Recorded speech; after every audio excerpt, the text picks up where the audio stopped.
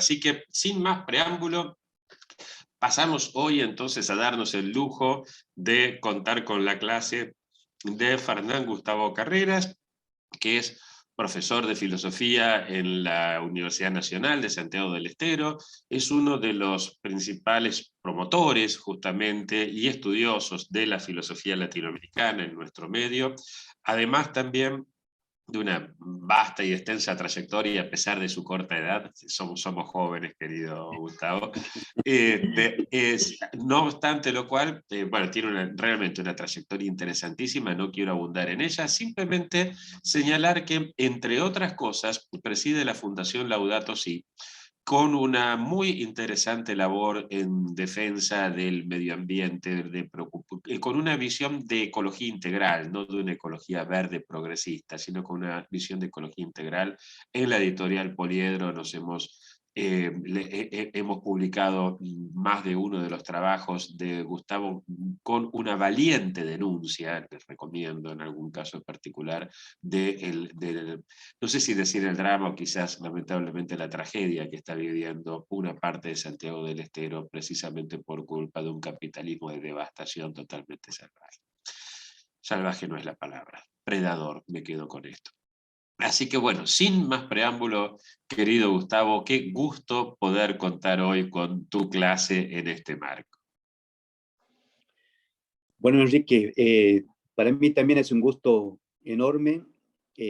Tomo esta clase como la posibilidad de seguir articulando lo que hacemos filosofía latinoamericana y tenemos preocupaciones comunes en la Argentina, ¿no? Ir tejiendo redes en el sentido de pensar juntos la filosofía, la realidad y también pensar propuestas transformadoras de la realidad.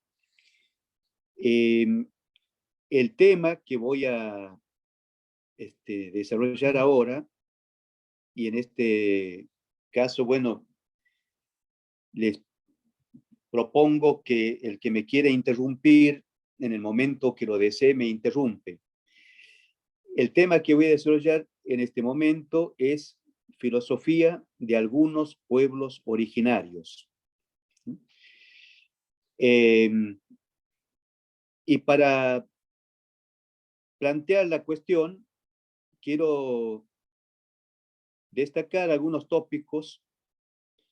En el año 1968 se produce la polémica famosa, ¿no?, acerca de si existe una filosofía latinoamericana entre Salazar Bondi y Leopoldo Sea. Salazar Bondi publica un libro, ¿Existe una filosofía en nuestra América? Y Leopoldo Sea le responde, filosofía latinoamericana como filosofía sin más. He escuchado que los alumnos ya están trabajando sobre ese tema y están leyendo esos textos. Pero lo que quiero destacar, que cuando Leopoldo Sea habla de qué entiende por filosofía en América Latina, él habla de una filosofía en sentido, bueno, no lo dice con la palabra estricto, pero quiere significar eso, que tenga una metodología filosófica, que tenga un razonamiento lógico, y que señala como momento original de la filosofía en América la conquista española y la filosofía que España trasplanta en América Latina. Él dice, hay algunas cosas interesantes entre los pueblos originarios, pero no se puede hablar de filosofía. Sin embargo, el planteo de Salazar Bondi estaba ignorando un hecho muy importante, que es la publicación del libro de Miguel León Portilla en el año 1956, que voy a tratar de presentar en algunas líneas fundamentales en esta conferencia. En el año 1956, Miguel León Portilla publica un libro que se llama Filosofía Náhuatl, estudiada en sus fuentes. Y entonces, lo que quiero decir es que el debate de la filosofía latinoamericana sobre qué es filosofía latinoamericana durante mucho tiempo ha ignorado la posibilidad de una filosofía indígena, y recién con el desarrollo de la filosofía intercultural de mano de, en el caso latinoamericano, de Raúl Forné Betancourt, y muy particularmente de Esterman, se va a ir consolidando la idea de una filosofía de los pueblos originarios. Para que alguien que tenga interés pueda ver un panorama sintético de la situación de la filosofía en algunos pueblos originarios, recomiendo el libro coordinado por Dussel que se llama Filosofía, Historia del Pensamiento Filosófico Latinoamericano, del Caribe y Latino. El primer capítulo le dedica a la filosofía de algunos pueblos originarios y Dussel hace una introducción. Bien, ¿qué es lo que propone Miguel León Portilla? En primer lugar, Miguel León Portilla señala que se produce un hecho curioso. Él ha sido, diríamos, protagonista de un hecho curioso. Miguel León Portilla es un historiador, filósofo, antropólogo mexicano, recientemente desaparecido, o sea, fallecido. Él dice que se produce un hecho verdaderamente asombroso cuando un visitante de México se admira de su arquitectura, se admira de las pinturas, de la estética latinoamericana, e incluso se admira de la literatura prehispánica que ha sido abundantemente recogida por Fray Bernardino de Sahagún, un conquistador, un fraile franciscano que acompañaba la conquista española. Se admiran de que exista una literatura, que exista una poesía, que existan obras arquitectónicas, e incluso que exista una ciencia, ¿no?, en México, pero a nadie se le ocurre y se produce un debate intenso cuando alguien habla de filosofía. Entonces, León Portilla se propone mostrar que existe una filosofía en la cultura náhuatl. Y para esto, Miguel León Portilla realiza un proceso que voy a describir así sintéticamente en tres pasos, diríamos. En primer lugar, trata de determinar cuáles son las fuentes de esta filosofía. Al tratar de determinar las fuentes de la filosofía, bueno, revisa una serie de documentos que son recopilaciones del periodo colonial, pero fundamentalmente se dedica a revisar las recopilaciones textuales, de tradiciones, de relatos, de poemas que ha hecho Fray Bernardino de Sahagún. León Portilla señala que Sahagún, al recoger relatos náhuatl, utiliza un método científico riguroso de análisis textual que consiste en,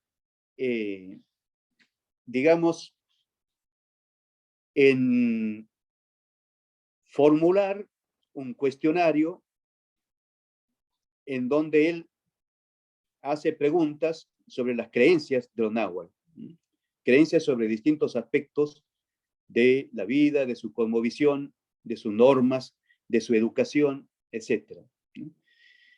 Y a ese formulario que él utiliza, a esa, digamos, a esa encuesta que él va a utilizar, a ese formulario de encuesta, lo va a aplicar a indígenas que provienen de distintas regiones de la cultura náhuatl. O sea, no lo va a aplicar a indígenas de un solo pueblo, sino de distintas poblaciones. Pero un hecho importante es que la selección de los entrevistados que realiza Sahagún van a cumplir con una serie de requisitos, y entre ellos el requisito de la edad, que no sean ni demasiado ancianos, pero que tampoco sean demasiado jóvenes. El requisito fundamental es de que hayan vivido antes de la conquista española, que sean gente que haya vivido y que haya experimentado y desarrollado su vida en la cultura náhuatl pura, antes de la llegada de los españoles, ¿no? Este sería, digamos, el método que Sahagún desarrolla. Pero a la vez, la respuesta al cuestionario, al largo cuestionario que él formula, le da la opción a los entrevistados de que respondan o con escritura, con sus escritos, o que respondan con pinturas, o que respondan directamente hablando, ¿no? Ahora bien, ¿quiénes son los que van a consignar estas respuestas? Forma él un grupo de indígenas que le llaman los trilingües, que son los que sabían hablar el idioma, la lengua náhuatl, el español y el latín. Entonces ellos eran los encargados de recoger las respuestas de estos testimonios náhuatl. Y recoge una cantidad impresionante de relatos, y allí encuentra Sahagún una riqueza tan importante que va a decir, esto es realmente algo extraordinario y que merece quedar para la posteridad.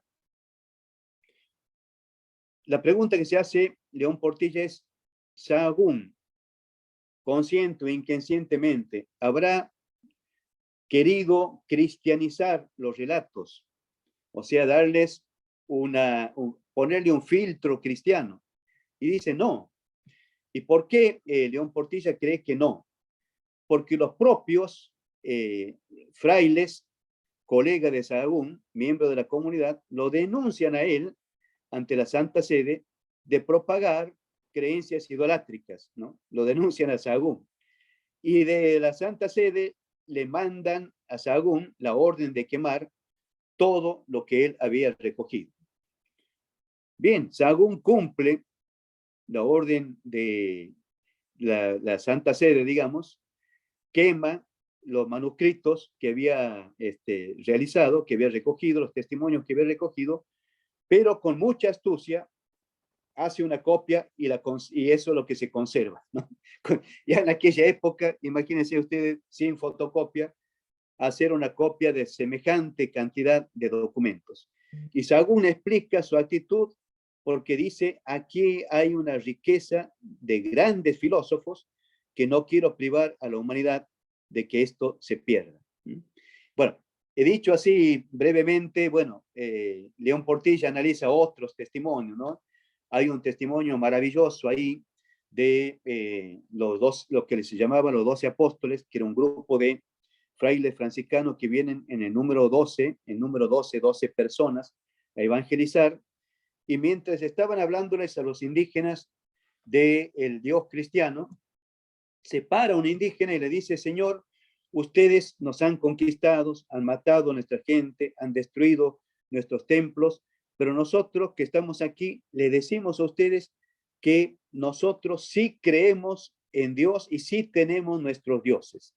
Y le hace una larga enumeración de las creencias náhuatl que Sahagún, Sahagún recoge, y que León Portilla señala, y una frase final de este indígena que se revela es, ustedes ya nos han muerto, nos han matado también a nosotros, quitándonos todo esto. Sabemos que esto que decimos los ofende a ustedes. Si nos quitan la vida, ya no hacen nada nuevo, porque ya estamos muertos, ¿no? Sin estas creencias. Una cosa verdaderamente interesante, ¿no? O sea, son como 10 o 12 relatos que pone o grupo de textos que analiza ahí León Portilla para justificar cuáles son las fuentes de la filosofía náhuatl y además compara los contenidos de estos relatos con lo que es la expresión plástica, ¿no? Pictórica y también con los monumentos mexicanos. Y constata que las mismas creencias que se manifiestan en los monumentos, en las pinturas, están contenidos también en los poemas que Sahagún ha recogido. Este es un punto importante de León Portilla.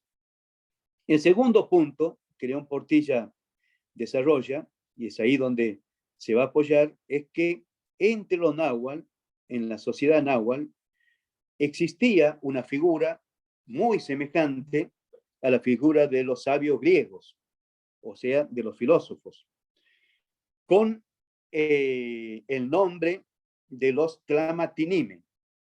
Los Tlamatinime son, en la lengua náhuatl, significa los que saben algo. Los Tlamatinime son los que saben algo. Y León Portilla presenta un poema que describe lo que es un Tlamatinime, y en el texto que yo les he pasado, si no lo tienen, lo vuelvo a pasar, está todo esto que estoy diciendo, ¿no? Estoy haciendo una síntesis demasiado apretada y pequeña de este hermoso libro. Voy a leer el poema donde habla del Tlamatinime. El sabio es una luz, una tea, una gruesa tea que no ahuma. Es un espejo horadado, un espejo agujereado por ambos lados. Suya es la tinta negra y roja, de él son los códices, de él son los códices. Él mismo es escritura y sabiduría.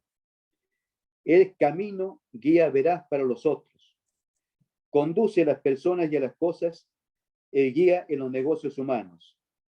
El sabio verdadero es cuidadoso, como un médico, y guarda la tradición. Suya es la sabiduría transmitida. Él es quien la enseña, sigue la verdad. Maestro de la verdad, no nos deja de amonestar. Hace sabios los rostros ajenos, hace a los otros tomar una cara, los hace desarrollar, les abre los oídos, los ilumina. El maestro de guías les da su camino, de él uno depende. Pone un espejo delante de los otros, los hace cuerdos, cuidadosos, hace que en ellos aparezca una cara, se fija en las cosas, regula su camino, dispone y ordena. Aplica la luz sobre el mundo, conoce lo que está sobre nosotros y la región de los muertos. Es hombre serio. Cualquiera es confortado por él, es corregido, es enseñado. Gracias a él, la gente humaniza su querer y recibe una estricta enseñanza. Conforta el corazón, conforta a la gente, ayuda, remedia a todos, cura. Bueno, esta descripción del sabio que ustedes han escuchado, del Tlamatinime, de los que saben algo, tiene algunos elementos que están expresados en ese poema que voy a simplemente señalar para ir a otras cuestiones de la visión náhuatl, y es que el sabio, dice, es una luz, ¿no? Es como una antorcha que ilumina. Y dice otra cosa, es como un espejo horadado.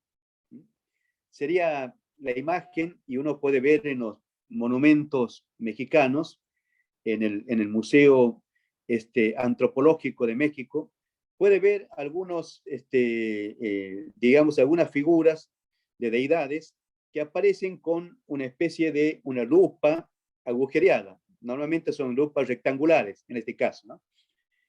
Y la imagen del espejo agujereado es la de los dioses que a través de ese espejo miran el mundo, ¿no? De alguna manera está diciendo, el sabio es como toma el espejo de los dioses para mirar el mundo, ¿no? Es como que mira el mundo con los ojos de Dios, de los dioses, ¿no? Este es un punto importante. Y dice, de él es la tinta negra y roja, ¿no? Bueno, la simbología de los colores es muy interesante en las comunidades indígenas centroamericanas, pero particularmente el rojo y el negro, cuando se combinan, son símbolos de la sabiduría. O sea, está diciendo de distintas maneras, digamos, que son hombres de sabiduría. Y un tercer elemento que quiero señalar del sabio náhuatl o del Tlamatinime es el elemento de que es un educador y al mismo tiempo un modelo ético, ¿no? Cuando dice el poema de recién, él hace que la gente tenga un rostro, ¿no? Esto tiene que ver con la antropología náhuatl, que caracteriza a la persona, al ser humano, como rostro y corazón. Va a decir, los textos náhuatl van a decir de distinta manera que todos nacemos con un rostro, pero ese rostro sería algo así como un rostro potencial, ¿no? Que va tomando forma a través del tiempo y a través de la educación. De alguna manera, el sabio náhuatl es el que hace que la gente forme su propia personalidad, que tome su propio rostro, ¿no? Y cuando dice, él es el espejo en donde todos nos miramos, sería que el sabio náhuatl es también un modelo de vida, ¿no? En donde verlo a él es también vernos a nosotros mismos y cuestionarnos sobre cómo estamos viviendo. Esto me parece que es una cuestión interesante de la figura del sabio. Pero como León Portilla es quisquilloso y quiere demostrar que el Tramatinime es una analogía muy atinada con respecto al filósofo, dice, también entre los nahuas existían los falsos Tramatinime, ¿no? Y hace una descripción que no la voy a leer del falso Tramatinime, es fundamentalmente el que no sigue la tradición, que tiene tradiciones propias, ocultas, no es como el Tramatinime auténtico que apoyado en la tradición educa a la comunidad y difunde la tradición. No, el falso Tramatinime es alguien que oculta la tradición del pueblo y tiene sus propias tradiciones. Pero además, lejos de tratar de edificar a la comunidad, lo que busca es su negocio personal, ¿no? Su bienestar personal. Así se refiere al falso Tramatinime. Es decir, dice León Portilla, existía la noción muy clara de lo que es lo verdadero y de lo que es lo distorsionado, lo falso, ¿no? Aunque escuchaba decir también que la verdad y la falsedad son dos caras de la misma moneda y que hay que saber detectarlas, y eso es lo que, en eso consiste la sabiduría. Bien, y un tercer elemento que añade León Portilla dentro de su cuidado por ubicarlo al Tramatinime, es decir, que entre los náhuatl existía un saber diversificado. Estaban los sacerdotes que se encargaban del culto, estaban los astrónomos que interpretaban el curso de los astros y la vida de la sociedad y de las personas desde la astrología. Estaban también los militares, que eran que tenían el conocimiento de la guerra, estaban los matemáticos, pero el Tramatinime, diríamos, era aquel que tenía un saber más universal, ¿no? Bueno, esto es lo que dice León Portilla para ir justificando la filosofía dentro de los náhuatl, que hay fuentes fidedignas y que están bien estudiadas, analizadas, depuradas, que hay filósofos, y un tercer elemento fundamental es cuando uno lee los textos de los poemas náhuatl que han sido recogidos en abundancia. Hay un maestro de León Portilla que es Garibay, y él recoge 13 tomos de poemas náhuatl, ¿no? Dice León Portilla, cuando uno lee esos poemas, encuentra planteo de problemas que son planteos universales, de problemas universales, que todas las culturas se la han formulado, llegado un momento de su evolución histórica, como diría Dussel, ¿no? En el texto que le mandé de Dussel, también, filosofía de algunos pueblos originarios, Dussel sostiene que todos los pueblos, en algún momento de su evolución cultural, comienzan a plantearse núcleos temáticos, ¿no? De problemas, ciertos problemas que son problemas de carácter universal. Y dice Dussel, ahora bien, a estos problemas, cada cultura responde con las herramientas culturales y sociales que tiene. Nosotros tenemos el modelo de la filosofía griega que responde con el esfuerzo de un lenguaje que trata de ser preciso, lógico, riguroso, que tiende al máximo a la univocidad, ¿no? Pero tenemos otras poblaciones, y en este caso los pueblos originarios, que responden fundamentalmente con otro tipo de lenguaje, y es el lenguaje simbólico, ¿no? El lenguaje de los mitos. Pero Dussel dice, ambos lenguajes y ambas respuestas son dos modos de racionalidad diferentes, ¿no?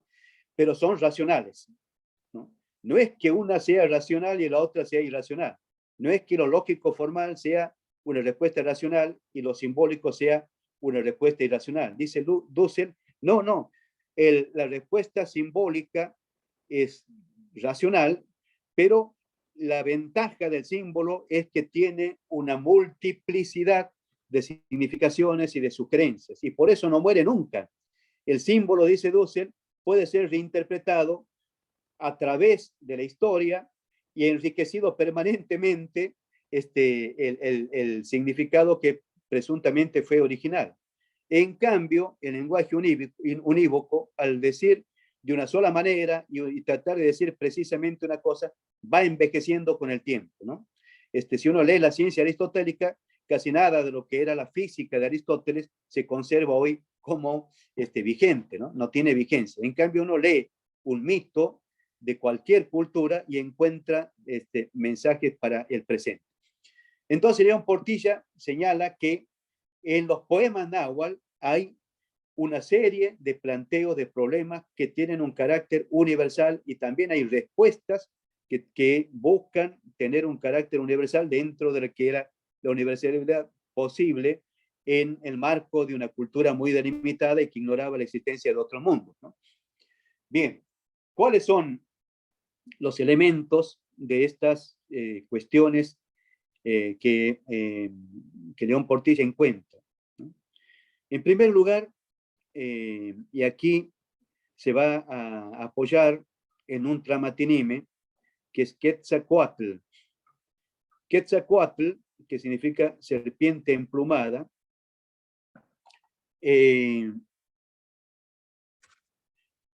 Quetzalcoatl, que significa serpiente emplumada, es un nombre que se aplica a distintas realidades. En primer lugar, a una persona, que es al cual me voy a referir, que es un hombre del siglo IX, siglo IX de nuestra era, y también se le llama Quetzalcoatl a una deidad, ¿no?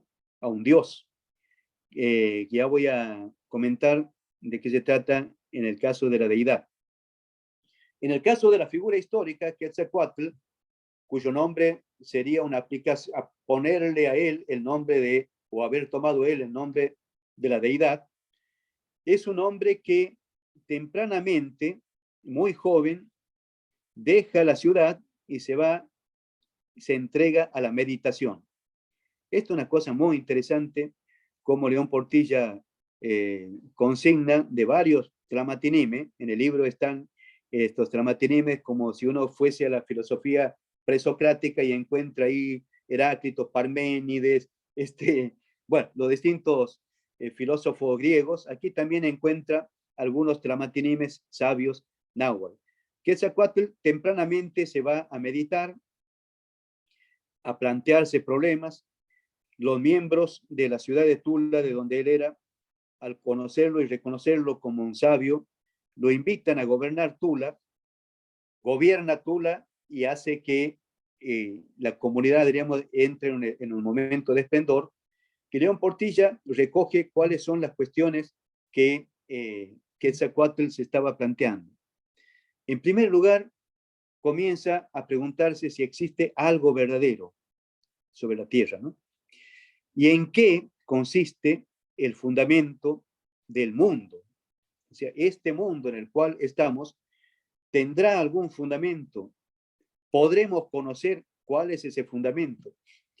Y dice León Portilla y señala un texto, un poema, en donde lo describe a Quetzalcoatl en esta búsqueda y dice lo siguiente. Se dice, esto están diciendo respecto de Quetzalcoatl. Se dice que Quetzalcoatl invocaba hacia su Dios a algo que está en el interior del cielo. La del faldelín de las estrellas, al que hace lucir las cosas. Señora de nuestra carne, Señor de nuestra carne. La que está vestido de negro, el que está vestido de rojo. La que ofrece suelo, sostiene en pie a la tierra, el que la cubre de algodón. Y hacia allí dirigía sus voces. Así se sabía, hacia el lugar de la dualidad, el de los 9 travesaños en que consiste el cielo. Bueno, ahí muestra un Quetzalcóatl que está en su meditación hablando con su Dios, ¿no? Para encontrar en él respuesta a sus preguntas. Pero lo interesante es que cuando dice hablaba con el que está en el cielo, habla la del faldelín de las estrellas, no se habla de una deidad femenina, ¿no? La del faldelín de las estrellas. Y a continuación dice, el que hace brillar el sol durante el día, ¿no? O sea, la del faldelín de la estrella y el que hace salir el sol. O sea, es ella y él. Es un Dios que es uno y dual, ¿no? Esto es importante en la concepción náhuatl y de Quetzalcóatl sobre la deidad. La que tiene el color negro y el que tiene la tinta roja. O sea, entre los dos, entre la deidad en su dimensión femenina y la deidad en su dimensión masculina, diríamos, ambos constituyen el saber y la plenitud del saber que uno puede imaginar, ¿no? Allí va Quetzalcóatl a preguntar quién es el que sostiene el mundo y si se puede conocer algo. Aquí hay una cosa que quiero destacar. Si uno se pone a leer los poemas náhuatl, permanentemente hay una insistencia en la fugacidad y en la provisoriedad de todo lo que existe, ¿no? Por eso se pregunta en permanente, ¿se puede decir algo verdadero? ¿Se puede conocer realmente lo que hay sobre la tierra? ¿Se puede conocer lo que hay en el interior del cielo? ¿Se puede conocer lo que hay en el interior, bueno, de lo que sería el Tlatilpac, que sería el subsuelo o lo que después es bautizado como los infiernos? La pregunta permanente por si se puede conocer algo sobre la tierra, no solamente acerca de este mundo, sino también acerca de lo que está más allá de este mundo y también de lo que está en el lugar donde yacen los muertos, ¿no? Esa pregunta insistente sobre lo que se puede conocer o no y que expresa una idea de fugacidad importante, tiene su explicación que la voy a comentar un poquitito después. Allá enseguida. Bien, entonces, ¿qué encuentra en este diálogo con este Dios que es uno y dual, al cual le pone el nombre de Ometeotl? Ometeotl, un Dios que es uno, pero que al mismo tiempo es dual.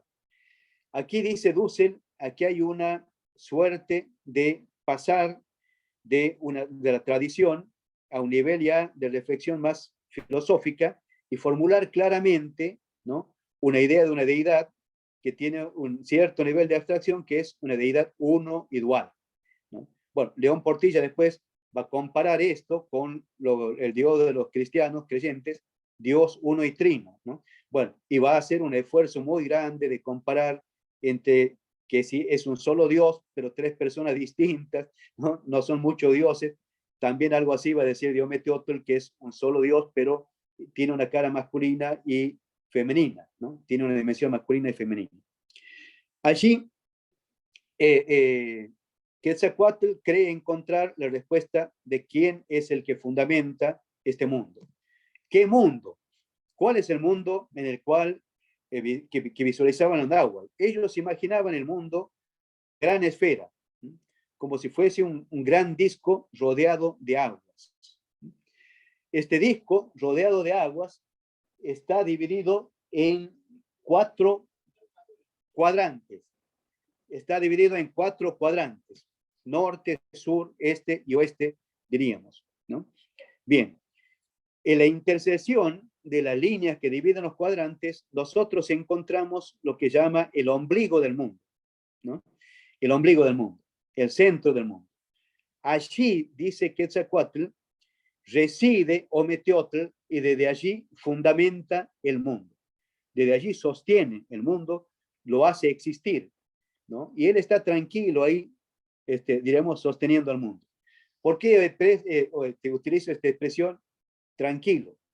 Porque Ometeotl genera de sí mismo 4 deidades que se ubican cada una en un cuadrante. En el cuadrante norte está una deidad, en el cuadrante sur otra, en el cuadrante este otra y en el cuadrante oeste otra, y cada una está representada por un color, ¿no? Y tiene un nombre. No lo voy a repetir a los nombres porque no sé el náhuatl, así que lo voy a decir muy mal, pero lo pueden ver en el texto. Entonces está el color, una deidad color blanco, otra color rojo, otra color verde y otra color azul, ¿no? Cada color tiene su simbolismo, el blanco símbolo de la vida, el negro símbolo del lugar de los muertos, el verde símbolo de las cementeras, el lugar de las simientes, ¿no? Bueno, el azul también símbolo de la fertilidad, de la prosperidad. Bien, cada deidad entonces ubicada en un sector del mundo, ¿no? Es una deidad que, estando posicionada en un lugar, intenta apropiarse de la totalidad. Medio parecido a lo que nosotros hemos visto a lo largo de toda la historia, ¿no? Una deidad, diríamos, un dios que intenta apropiarse de la totalidad del mundo. Y para apropiarse de la totalidad del mundo, entra en guerra con los otros dioses, ¿no? Aquí hay una clave interpretativa de la historia de los náhuatl, que es la guerra, como clave para interpretar la historia. Una deidad entonces entra en guerra con las otras y después de un largo tiempo de lucha, alguna de las 4 deidades prevalece. Cuando prevalece alguna de estas deidades, se inicia un ciclo histórico, ¿no? El primer ciclo, a cada ciclo le llama soles. Al primer ciclo, el primer sol, Quetzalcóatl o Sahagún le atribuye unos 650 años, ¿no? O sea, los sabios náhuatl le atribuyen unos 650 años de existencia. Todo está tranquilo, está dominando un elemento, cosa curiosa también, los 4 elementos griegos, aire, agua, tierra y fuego, todo eso está en el desarrollo de la historia, ¿no? Está dominando un elemento en un ciclo histórico, pero fatalmente, en algún momento, esta paz que, en este caso del primer sol, ha durado 650 años, se empieza a quebrar, comienza de nuevo un conflicto, se inicia una guerra entre los dioses y cuando triunfa uno, se inicia otro ciclo de paz, ¿no? Otro ciclo de paz que es un nuevo sol, ¿no? Y así sucesivamente hasta el presente, y el presente se lo llama el quinto sol, ¿no? Entonces, aquí hay una cuestión, ¿no? La historia es lucha, ¿no? Es lucha permanente. Es destrucción, construcción, paz, crisis, guerra, destrucción de nuevo, paz, construcción, etcétera, ¿no? Esta es la historia. Por eso todo es fugaz. Por eso la pregunta es, esta pregunta permanente, ¿qué se puede conocer si todo es fugaz?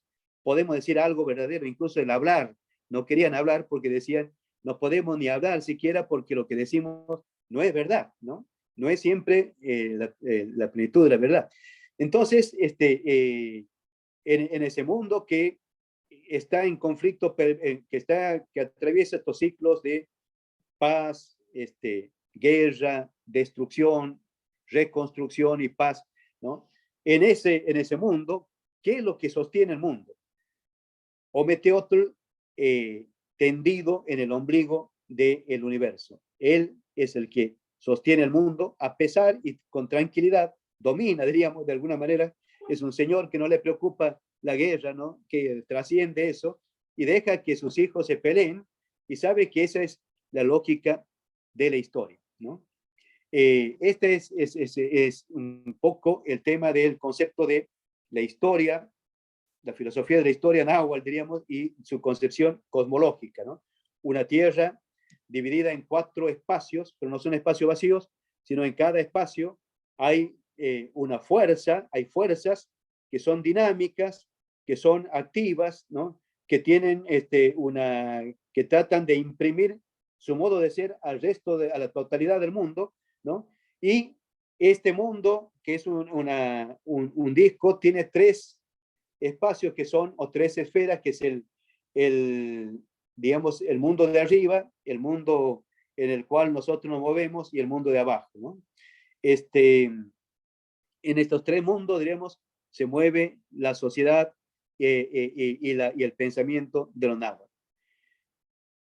Aquí se va a producir una división de aguas, ¿no? Y con esto voy a terminar de exponer sobre los náhuatl, que es, si todo es destrucción, entonces, ¿qué sentido tiene la vida, ¿no? ¿Qué es lo que le da sentido a la vida humana, a la vida social, ¿no? Y esto la búsqueda del sentido es lo que hacían los sabios, los Tramatinime, y esto es lo que transmitían. Bueno, aquí, dice León Portilla, se abren 2 escuelas diferentes, ¿no? Una la representada por Quetzalcóatl y otros Tramatinime, que van a tener una visión mística, ¿no? De la vida. ¿Y en qué consiste esta dimensión o esta visión mística de la vida? Cuando Quetzalcóatl se retira a meditar y entra, digamos, a dialogar con Ometeotl, una de las cuestiones que se plantean es si se puede conocer lo que está más allá, lo que está en el cielo, diríamos, y bueno, termina diciendo que no se puede conocer nada ni se puede decir nada, ¿no? Únicamente, dice Quetzalcóatl, se pueden decir poemas, ¿no? Sobre la divinidad, ¿no? Pero, añade, no todo poema dice algo verdadero. Y tiene expresiones hermosas, ¿no? En donde él dice, sufro, lloro porque no puedo decir algo verdadero. ¿Cómo haré para decir algo verdadero? Estoy repitiendo no exactamente lo que se plantea él. Hay una sola manera, y es que el Dios, la divinidad, Ometeotl, canta, y él canta en el corazón humano. Y el Tramatinime, que llega a expresar ese canto de la divinidad en el corazón humano y expresarlo en poesías, está diciendo algo verdadero, pero está diciendo algo verdadero no porque él es capaz de producir un decir verdadero sobre Dios, sino porque Dios mismo le está inspirando estos cantos verdaderos, y esto es lo único que puede decirse acertadamente, o más o menos acertadamente y limitadamente, sobre la divinidad, ¿no? Hay mucho sobre esto, hay un capítulo largo sobre la visión teológica, ¿no? De los Tramatinim. Ahora bien, y entonces, si esto es así, ¿en qué consiste la vida y cuál es el sentido de la vida? Ahí donde van a utilizar unas metáforas que es flor y canto, ¿no? Lo que sería una suerte de filosofía de vida. La vida es flor y también es canto. ¿Y qué es flor y canto? León Portilla dice, es una manera, él dice un disfrazismo lingüístico que es decir lo mismo con distintas palabras, ¿no? Decir es la belleza, es la creación artística, es la música, es la expresión pictórica, ¿no? Es la poesía. Todo esto es flores y cantos, ¿no? Y entonces la vida humana tiene sentido en tratar de imitar y reproducir en la existencia humana y en la sociedad lo que es la vida en el interior del cielo, ¿no? Poesía, flores, cantos, ¿no? Meditación, preocuparse por el saber, preocuparse por el producir una vida creativa. Esta es una línea, ¿no? Que sería simbolizada con las palabras flores y cantos. La otra línea tiene que ver con otro tlamatinime que se llama Tlacaelel, que también es más o menos de la misma época y que tiene cercanía, digamos, con el mundo azteca, y en realidad está en el mundo azteca. Para entender el pensamiento de Tlacaelel, tenemos que hacer referencia a uno de los mitos de la creación que está presente en la cultura náhuatl. Y este mito relata el viaje de Quetzalcóatl al mundo de los muertos. Este otro Quetzalcóatl es una deidad, uno de los que está en uno de los cuadrantes. Bueno, el relato dice que Quetzalcóatl escucha el mandato de los dioses y la preocupación de los dioses, en definitiva de Ometeotl y las divinidades que residen ahí en el cielo, en el noveno cielo, como decía recién en el poema. Les preocupa que no haya vida sobre la tierra. O sea, estamos hablando ya en el quinto sol, ¿no? En el quinto sol, en la última etapa. No hay vida. ¿Por qué? Porque la vida que había y la vida humana que había se ha ido destruyendo. Y aquí es interesante acotar que los dioses quieren que haya vida humana, ¿no? Tienen interés de que haya vida humana. Hay un mandato a esta divinidad que es Quetzalcóatl que haga algo para que exista vida humana. Y lo mandan al mundo de los muertos. Tiene que recorrer ahí algo así como 6 infiernos, ¿no? Tiene que bajar 6 escaleras, ¿no? Para llegar al mundo de los muertos. Y se encuentra ahí con los dioses que cuidan el Mictlán, que es el mundo de los muertos. Y le preguntan, ¿qué andan haciendo Quetzalcóatl? Vengo a buscar los huesos de los muertos. ¿Para qué busca los huesos de los muertos? Bueno, para darle vida. Bueno, le dice el Dios, te vamos a dejar entrar si sos capaz de hacer sonar a los huesos, hacer tocar música con esos huesos. Que ese cuate él dice, no, no puedo porque los huesos no suenan, no tienen huecos, ¿no? Y entonces le dice, no, si no los haces sonar, no puedes entrar. Fíjense ustedes aquí, y hay una suerte de tensión, de lucha, un obstáculo, ¿no? Que se le pone a esta divinidad para poder ingresar al submundo de los muertos. Entonces, Quetzalcóatl se le ocurre una idea genial, llama a unas abejas que él tenía de ayudantes y les pide que agujereen a los huesos y puede tocar una suerte de una quena, diríamos, náhuatl, una ocarina, diríamos, náhuatl, y lo hace silbar, y entonces le permiten entrar, pero los dioses Mictlán le permiten entrar, pero le dicen a sus secuaces, cábenle un pozo para que caiga ahí Quetzalcóatl y no puede seguir adelante.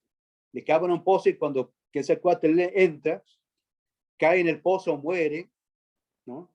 Y las divinidades que lo asistían lo hacen resucitar, ¿no? Sigue adelante él, llega al lugar de los muertos, toma los huesos, los hace polvo y saca su miembro viril, se lastima y con la sangre de Quetzalcóatl sobre los huesos obtiene la vida. Pero no solamente él se lastima, sino los otros dioses que estaban asistiendo a esta lucha, diríamos, creativa, también se desangran y con la sangre de los dioses se da vida al ser humano. Por eso, el nombre que reciben los humanos en la cultura náhuatl es el nombre de Macehuales, que significa los merecidos, los que merecieron existir por la sangre de los dioses. En esta tradición se apoya el tema de los sacrificios humanos y en esta tradición o en este relato, diríamos, y en esta tradición se apoya también Tlacaelel. Él va a decir entonces el sentido de la vida, lo que le da sentido a la vida en la comunidad, a nuestro pueblo, es el satisfacer a los dioses no como decía Quetzalcóatl, el personaje histórico, con cantos y poesía, sino devolverle a los dioses la sangre que ellos han derramado para darnos vida a nosotros, ¿no? Nosotros somos merecidos porque somos producto de la sangre de los dioses. Y entonces, ¿cómo le devolvemos la sangre? Por los sacrificios humanos y por la guerra, ¿no? La conquista, la guerra de conquista entre Náhuatl era una especie de una suerte de guerra sagrada, ¿no? Conquistaban otros pueblos porque el derramar sangre era agradable a los dioses y era una ofrenda para los dioses, ¿no? Bien, cerrando toda esta exposición, muy acotada, digo pobremente, lo que León Portilla dice con mucha riqueza en ese hermoso libro, León Portilla llega a una conclusión, vuelve a la pregunta, ¿existió una filosofía entre los náhuatl? Sí, dice León Portilla. Por lo menos existió una filosofía al nivel de los presocráticos griegos, ¿no? O sea que hablar de filosofía náhuatl no es una cosa impropia, sino es una cosa estricta, ¿no? O sea, los náhuatl hicieron realmente filosofía, por lo menos a ese nivel. No hay ningún derecho para llamarle filósofos a los presocráticos y, no, y negárselo este nombre a los filósofos náhuatl, a los tamatininos. Cierro esta primera parte. La segunda parte sobre filosofía andina, pero prefiero hacer un paréntesis para conversar y si hace falta suspender la clase y dejarla a lo de filosofía andina para el próximo encuentro, que sería el pensamiento de Esterman. No sé ni cuánto tiempo ha corrido. Muchísimas gracias, querido Bueno, Gustavo.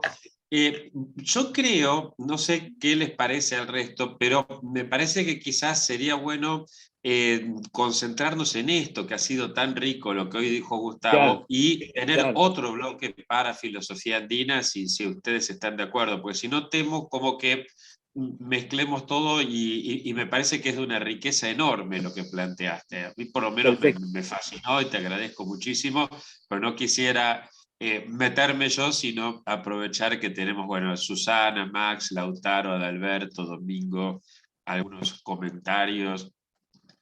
Aprovechemos que lo tenemos a Gustavo, una de las personas que más sabe sobre este tema y además que mejor lo sabe explicar como acaban de advertir.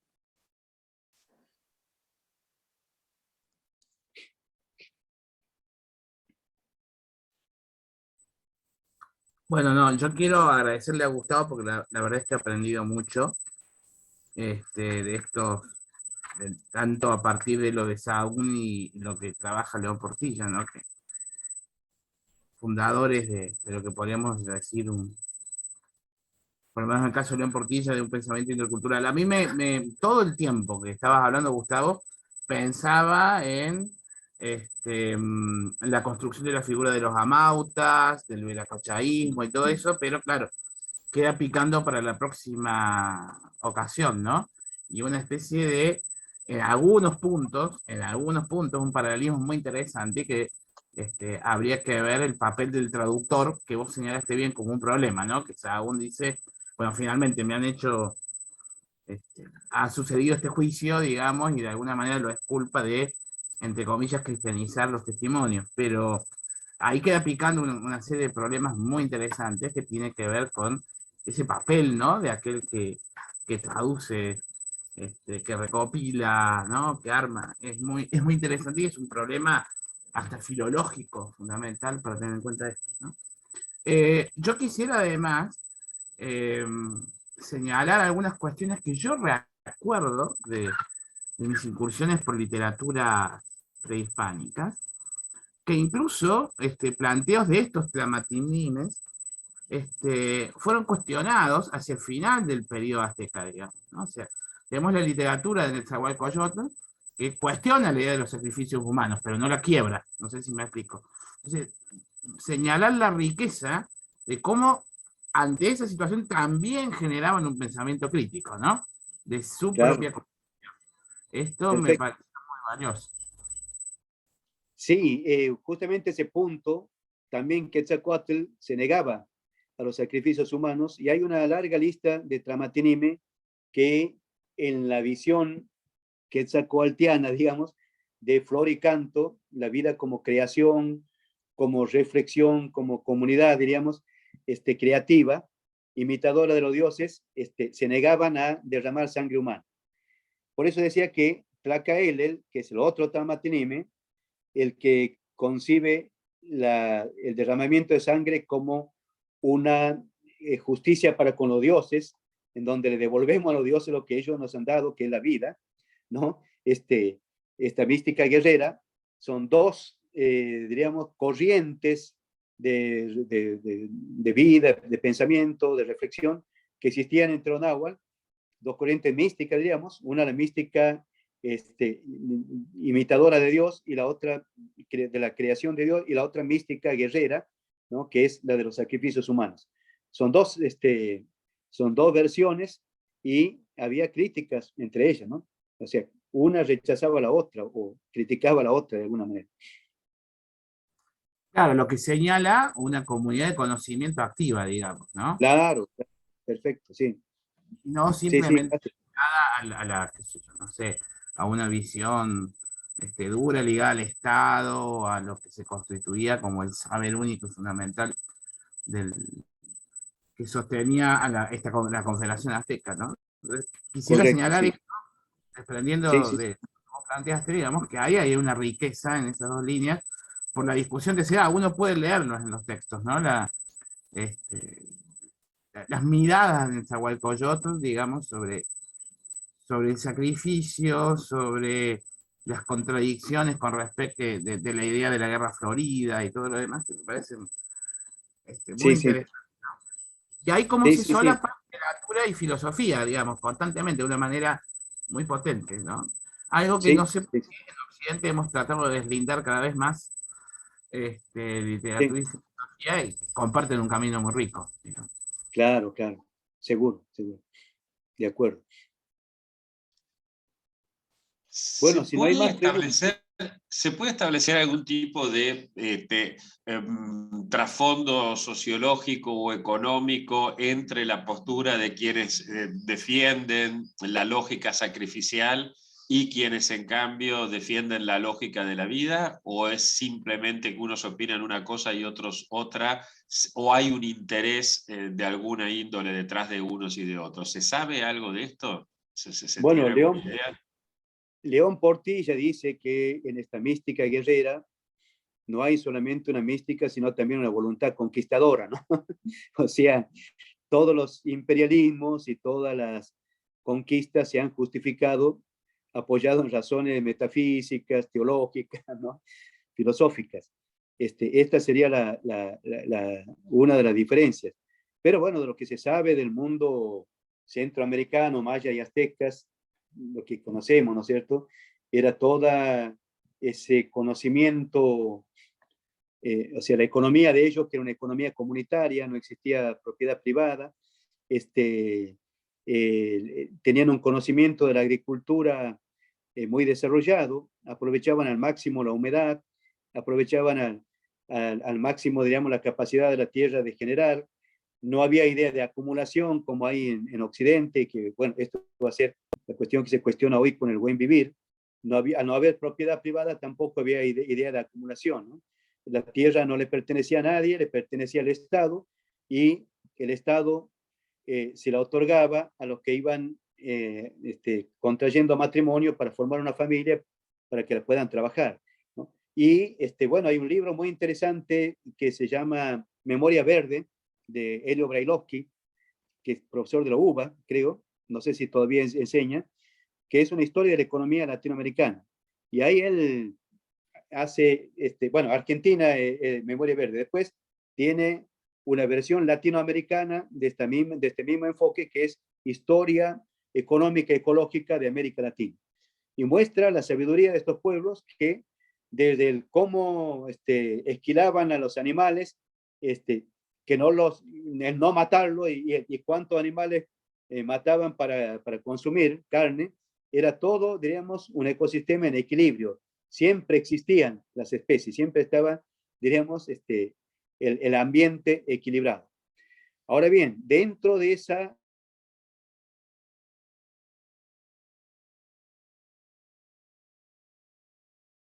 Me pasó a mí, imperialismo, ahora sí, ahora sí. esta voluntad imperialista, y que fue justamente, y esto lo explica también, hay unos textos de León Portilla muy buenos, que se llama, que recoge testimonios de el momento de la conquista española, ¿no? El grito de los vencidos, algo así se llama, ¿no? Y el reverso de la conquista, en donde él recoge testimonios de lo que han sido las expresiones indígenas, la mirada indígena sobre el conquistador español, ¿no? Bueno, una de las razones que él propone para entender la conquista y cómo los españoles pueden llegar a dominar a pueblos que eran guerreros como los aztecas, eran justamente la creencia de que Quetzalcóatl, que era una divinidad, bueno, ahí termina cuando Quetzalcóatl, la vida de él, cae en un pozo, se quema por el fuego y sale del pozo una especie de estrella que está en el cielo, ¿no? Quetzalcóatl sería una estrella, pero la creencia era que volvería, ¿no?, a la tierra. Cuando llegan los españoles, los relatos de la conquista dicen que los indígenas creían que las promesas de las tradiciones se estaban cumpliendo. La divinidad estaba llegando, ¿no?, de vuelta, ya vestido con poder, con armadura, con aspecto de guerrero, etcétera, etcétera, ¿no? Hombres altos, blancos, diferentes de ellos. Esto es una cuestión importante. Pero quería decir otra cosa. Una de las explicaciones que hay también de la conquista, además de esta cuestión religiosa, está la cuestión estratégica de los españoles, que como los aztecas han sido tribus muy poderosas y opresivas para los vecinos, no veían la hora de liberarse de los españoles, los vecinos, y entonces hacen alianza, perdón, los vecinos no veían la hora de los indígenas vecinos de liberarse de los aztecas, hacen alianza con los españoles y se pliegan a su ejército para liberarle batalla a los aztecas. Y así se van expandiendo, digamos, conquistando el resto de Centroamérica, ¿no? O sea, la idea de creer que con el apoyo de los españoles iban a llegar a una vida mejor. Algo parecido a lo que le pasaba a algunos de nuestros próceres en el siglo XIX, que buscaban apoyo de Inglaterra para liberarse de España, ¿no? O de Francia. Bueno, estoy diciendo cosas ahí que tienen mucho que ver con esta cuestión. Muchísimas gracias. ¿Alguna otra? Sí, Domingo, me pareció que ibas a decir algo, o me equivoqué. No, dale. Perdón. No, en la misma línea que Gustavo, señalar que, por ejemplo, en Nezahualcóyotl, que yo señalé que cuestionaba los sacrificios, era texcocano, o sea, era de Texcoco, una ciudad aliada, pero Sí, que no era al mismo tiempo parte del mundo azteca, ¿no? Entonces ahí hay una ambigüedad que le sí, permite sí, cuestionar ese orden y al mismo tiempo sostenerlo, ¿no? claro. Gracias, Domingo. Susana, Yes. ibas a comentar algo. Sí, quería hacer una serie de comentarios, digamos. Es interesante, digamos, pensar que Portilla se vincula con Daniel Gamio, digamos, a través de relaciones familiares, y es Gamio el que les recomienda trabajar con Ángel María Garibay, ¿no?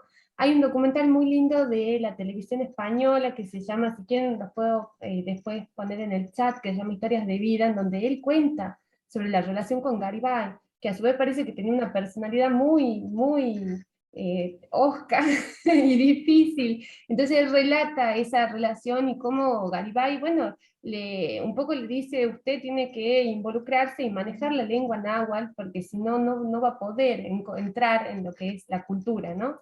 Entonces esta cuestión también de aproximarse a una lengua para poder aproximarse a una cultura. Eso me parece que es un aporte muy interesante del trabajo de Portilla.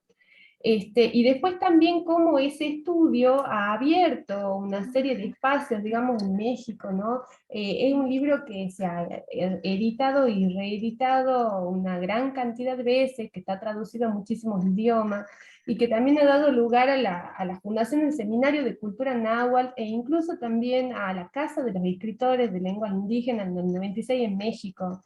Digo, eso también creo que a uno como interesado en la filosofía y en el campo de la cultura y de la intelectualidad, creo que son elementos que también nos tienen que hacer pensar en cuál es nuestro rol, ¿no? Y qué se puede hacer para el desarrollo de las comunidades y del lugar en el cual uno está inserto. Y a su vez esta cuestión de el pasado indígena y el presente de los pueblos originarios, ¿no? Como a veces esos estudios, algunos estudios nos remiten a un pasado que comienza a ser romantizado o lejano, cuando la presencia indígena está presente, gravitante, y también hay un compromiso respecto de ello, ¿no? Yo tengo una Bueno, pregunta. gracias. eh, Sí. Perdón. No. Después. Ajá. Sí, quería decir solamente ya, como anticipando el próximo encuentro, el planteo de León Portilla se desarrolla en el modelo de entender filosofía occidental, ¿no?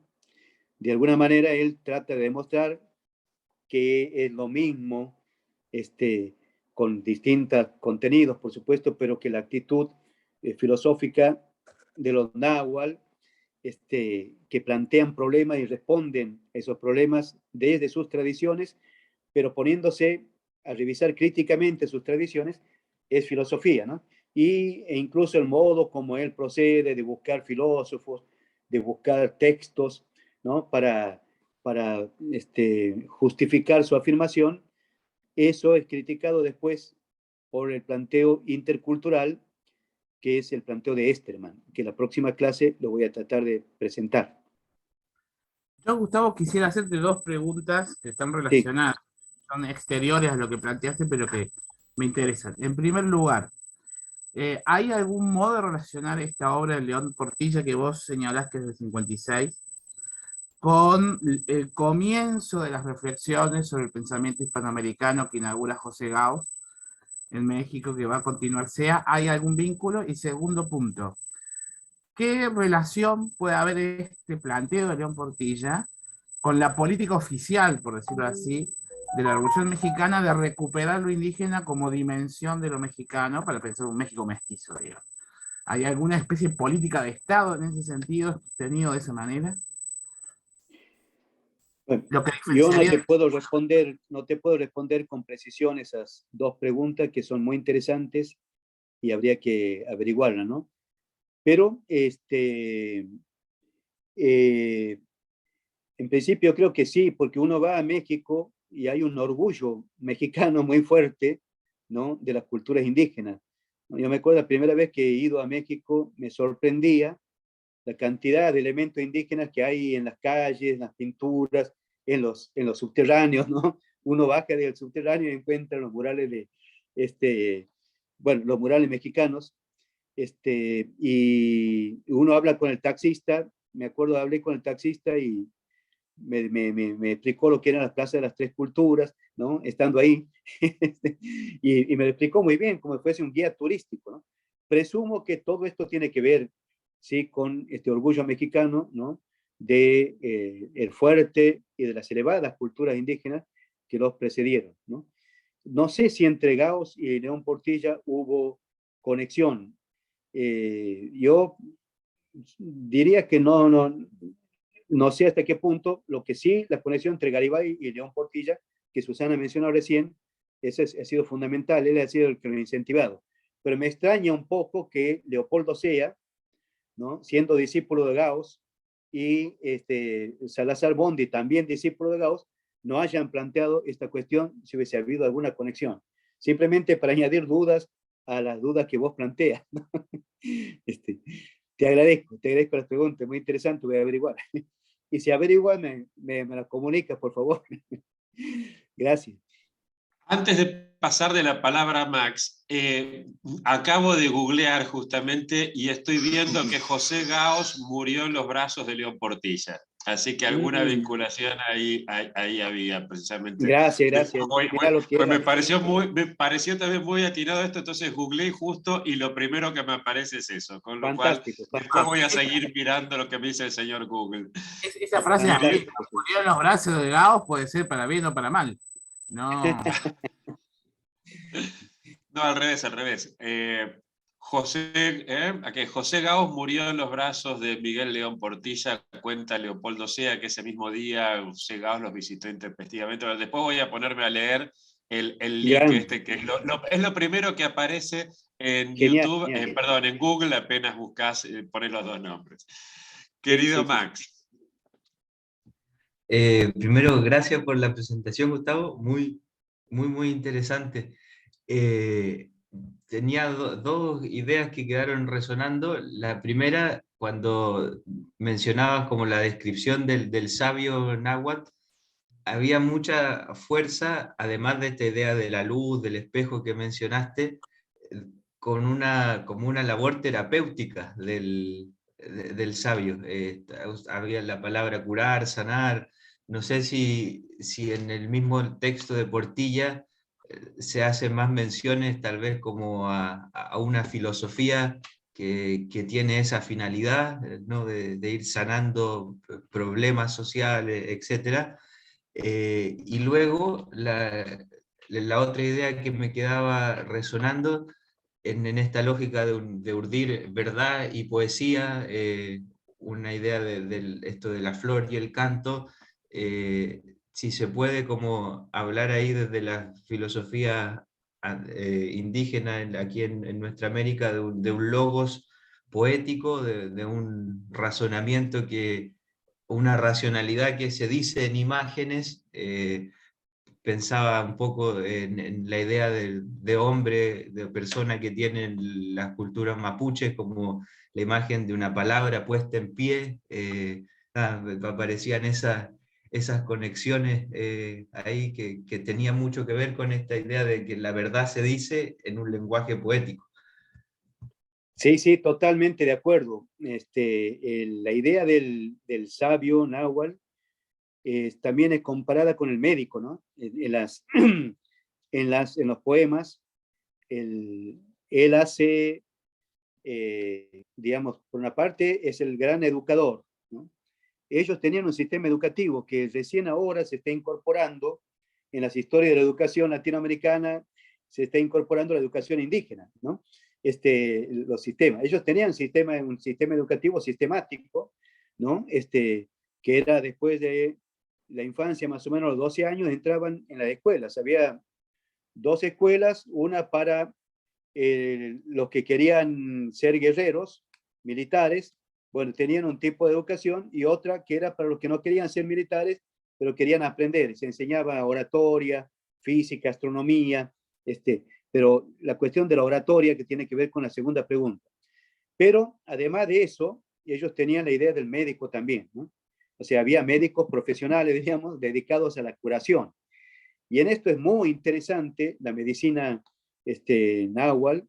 Es muy interesante cuando uno visita el Museo de Ciencias, no el Museo de Ciencias, el Museo de la Medicina en México, que está en el centro del Distrito Federal, cerca del convento Santo Domingo. Yo estuve ahí, después de casualidad, saliendo del convento, me encuentro con ese museo, y en la primera parte hay una larga galería de medicina indígena, pero hay cosas impresionantes, ¿no? Esto hacían pisturíes con los huesos, trepanaban cráneos, o sea, operaban, curaban con masajes y con calor, las gripes, ¿no?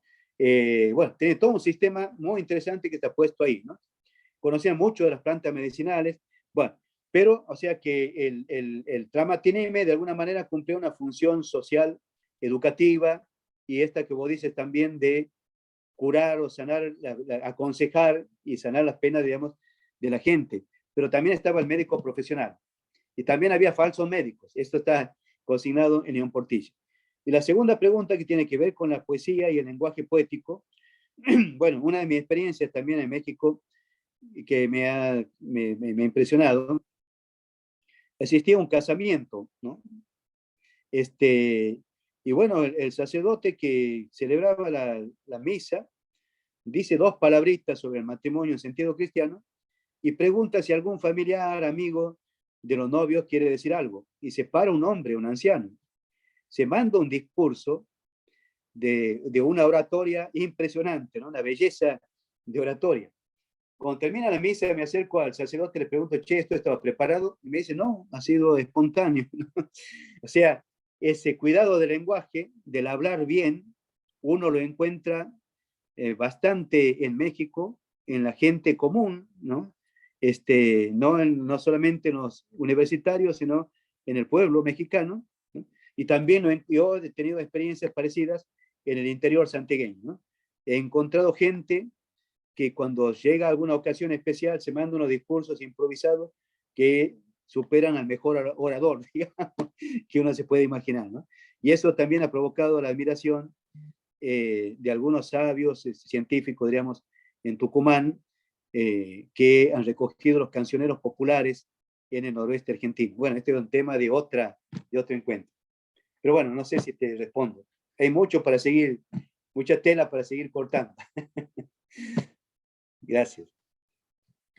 Gracias a vos. Me encantó, Max, eso de definir a la persona como la palabra puesta de pie. Me pareció de una Genial, profundidad sí. y de una belleza al mismo tiempo genial. Genial. Sí. Ya llegamos casi al horario. No sé si queda alguna otra pregunta, algún otro comentario. Por supuesto, queda muchísimo, ¿no? Nosotros seguimos por nuestro grupo de WhatsApp. Y desde ahí, obviamente, a disposición. Y aprovechamos que en el grupo lo tenemos también a Gustavo. Susana, si querés, después te incluimos también en el grupo. Y bueno, no sé si quedó alguna otra duda, alguna otra pregunta. Si no, nos estamos viendo. Después vamos a hablar con Gustavo por privado para ver cuándo podemos contar con la que nos quedó picando ahí con muchas ganas, que es la de filosofía andina. Aprovecho para comentarles que el último texto de Joseph Esterman, Descolonizar el saber, y no me acuerdo cómo más seguía el título, fue publicado por Editorial Poliedro, está disponible en la web, en la página de la Editorial Poliedro de la Universidad de San Isidro, y es de acceso libre y gratuito. Así que bueno, ahí lo pueden consultar. Son 5 capítulos, uno más interesante que el otro, por cierto. Casi toda la obra de Esterman Esterman es una persona de una enorme generosidad, casi toda su obra está subida a la web.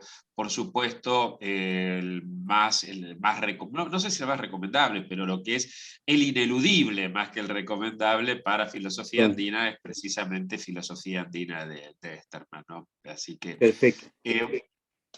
Bueno, nuevamente mil gracias, Gustavo. Ahí está justamente. Mil gracias, querido Gustavo. Gracias por los aportes de cada uno. Y nos estamos viendo entonces el viernes que viene a las 9 de la mañana. Mientras tanto, seguimos en contacto a través del grupo de WhatsApp. Un abrazo muy grande. Bueno, un abrazo. Hasta pronto. Gracias. Chao. Muchas gracias. Hasta luego. Chao, nos vemos. Chao.